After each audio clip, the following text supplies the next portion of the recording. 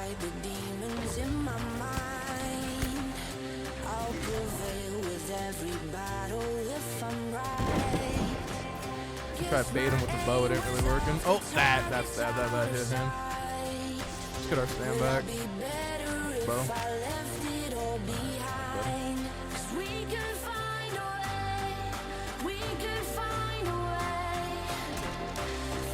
Okay. Take it.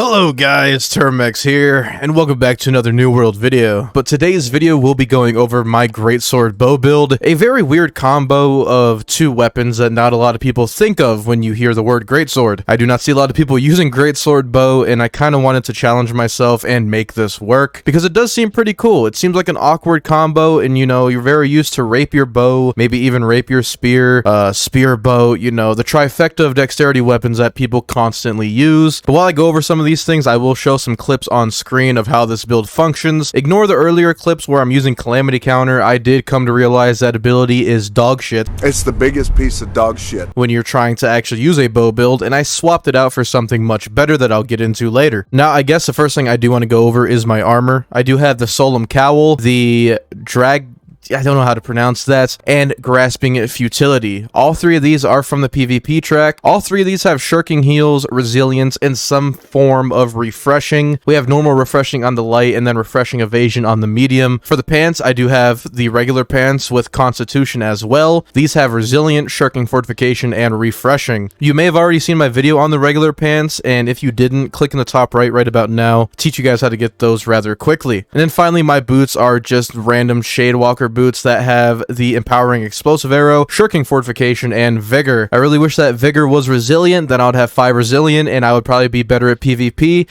but you know, that's expensive, and I've been trying to roll it with my Timeless, so hopefully one day I get it, but that would be the best in slots. As for gems in my armor, 4 of my armor pieces have Sighted Thrust Wards. These are brand new with the whole Rune Glass system, and these provide us with 4% thrust resistance and a whopping 1% additional range damage. Traditionally, you would have 5 emeralds here if you cannot get these, giving you the classic 20% thrust resistance. But with this, we are only getting 16% thrust resistance, but we get 4% bonus damage on our bow, which I think is a great trade-off in my opinion. More damage equals more killing. And I do have emeralds in 2 of my jewelry, and then the other 2 are going to be opals, because opals will give us that nice clean 5% elemental resist for people that want to use, you know, the 50-50 elemental muskets, going against fire staffs in general, or people that use bows with elemental gems. It just helps out a little bit. I don't like to put everything into thrust because it makes you feel weak to literally everything else in the game. Now for the jewelry, I do have Champion's Amulet, which is great with the stamina recovery, the health, and the shirking and power. Basically more damage we deal every time we dodge an attack, up to around 16% bonus damage, I do believe, because 4% at 4 stacks. Yep, the math is correct on that. And traditionally, I would run Champion's Ring, because the Champion's Ring is very, very nice. If we look over into my inventory here, the Champion's Ring on the right has Hardy, not really beneficial for a lot of light armors. It doesn't make a lot of sense with light armor decks. Keen Awareness is nice. Invigorated Punishment is also nice, but if I had that on, I would have too much Constitution, and I wouldn't be able to hit 300 dex unless I was using food 24/7, and I prefer to use con food, so I could have 300 dex and 200 con. But to make up for that, my purple ring is just going to have Refreshing for some cycling and 5% damage for thrust. And if you were to do the math, Invigorated Punishment only does bonus ability damage, which is up to 16%, but that's very reliant on buffs, so you don't get that all the time. On the other hand, thrust damage just gives you that 5% on everything you do. And finally, my earring is a con earring with Refreshing for more cooldown cycle, Nimble for the stam regen, which I think is a must need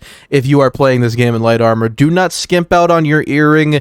Get Nimble. I don't care if it's a purple Nimble that's worth 200 gold. Nimble will make your life 200 times easier, and Purifying Toast is just a nice thing to toss in there. When you drink a regen potion, lose a debuff. It could be a bleed, it could be a fire proc, it could be a rend proc. It will just be gone. Very, very great for PvP. Now, don't bully me. I've been using this build with the first Greatsword you can get from a side quest from the game. It gives it to you. Other than the Corrupted Bane. This is a great sword. You have mortal power, which gives you 15% in power for 20 seconds when you kill something. Great for PvE. Also good for PvP if you can get a kill, you're getting double teamed. It's 3v3 arenas, you get the final hit. But Trenched Strikes is going to be best in slot for any greatsword. Mainly for Onslaught Tree because you're constantly only using heavy attacks. So you're just getting a bonus 20% damage at all times. Of course, we are using a Gambit gem because just using heavy attacks while in the onslaught stance will take away our stamina. Very good. It could be better, so don't judge my damage based on a free greatsword I got from Quest. If you have a best in slot greatsword, you're going to be performing miles better than I am, but do make sure that Trenched Strikes is in there. Now for my bow, this is where a lot of people are going to debate and say this is shit, and then you have the people out there that love penetrating rapid shots, so I'm one of those people. I think it's a necessity. Get that 33% armor penetration. A Boreal Attunement, pretty self-explanatory. You're just doing more damage. A best in slot for me would be Vicious on top of these two perks, and I'm hoping to get that with a bunch of Scarabs that I'm farming for. But as for my gem, I do have the Arboreal Gambit, which gives us 12% damage while our stamina is not full. That is 3% down from a normal opal, but it does inflict nature damage, dealing in 8% nature damage proc for 2 seconds on top of the initial hit, plus your double nature stacking, so when you shoot something, you see 2 nature proc, and then a nature damage over time effect that comes from the gem. And the beautiful thing is when you use, like, I wish this dummy actually showed my damage. When you use an explosive arrow, you're going to get the initial impact, the explosive impact, the Arboreal Attunement impact, the gem impact, and the fire proc. You'll probably see it in some of the clips I'm showing on screen, but it is absolutely insane what you can do with that. For my Heartrune, I am using Stone Form. It is so good. So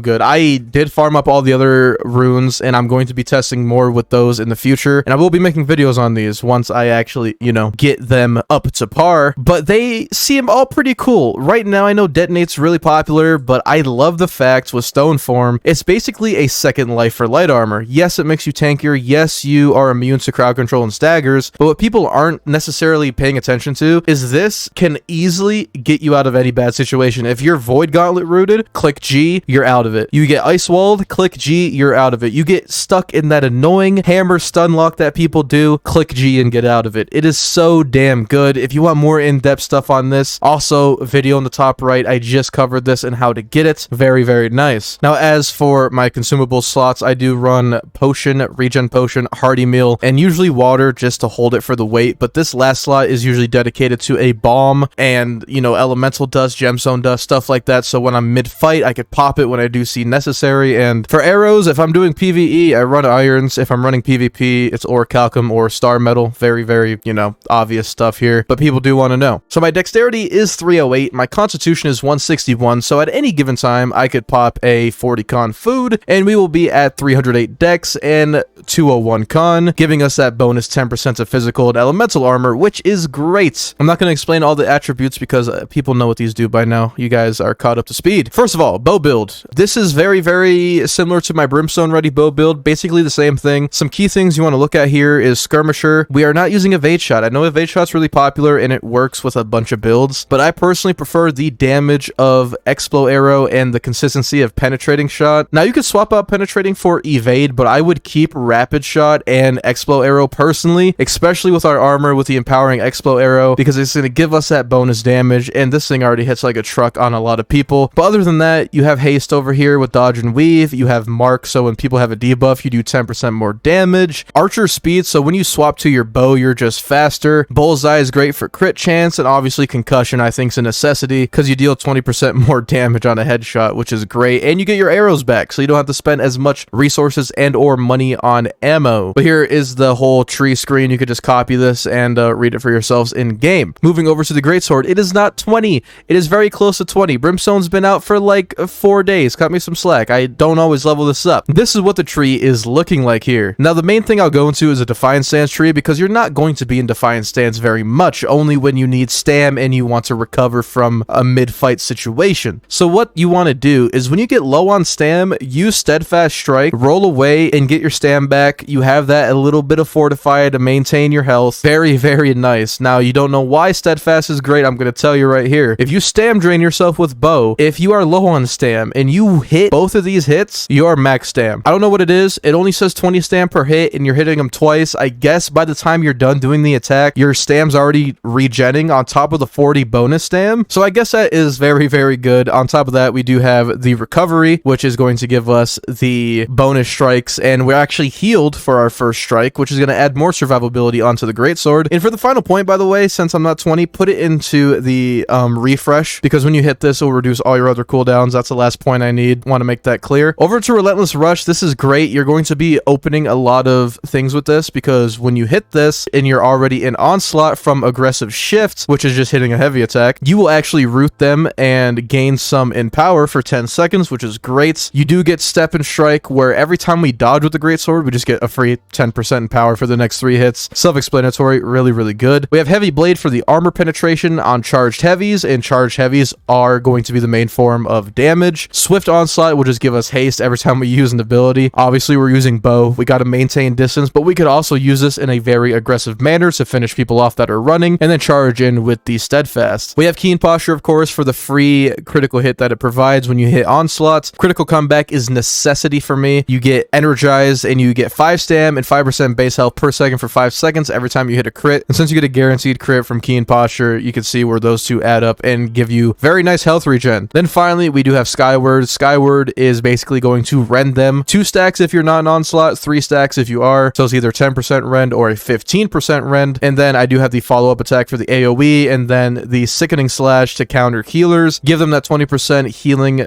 disease proc for 10 seconds, which is really, really cool. But that is really going to be it, guys. That is the build. That is the setup. I'm still working on some things that I personally want to try, but I want to get this out there, maybe have you guys theory craft yourselves, because there is a lot of different setups, and I want to see what you guys can come up with, because this is different. I'm not seeing a lot of people run this combo, and yeah, I wanted to share it with you guys. If you did enjoy today's video, it would mean a lot if you guys hit the like button on it, as it does spread my content more out to the New World community. I know my drapes in the background are uneven. Don't bully me. And consider subscribing if you guys never want to miss out on another video from me. But thank you so much for watching until the end. You have a terrific day, and I'll see you guys later.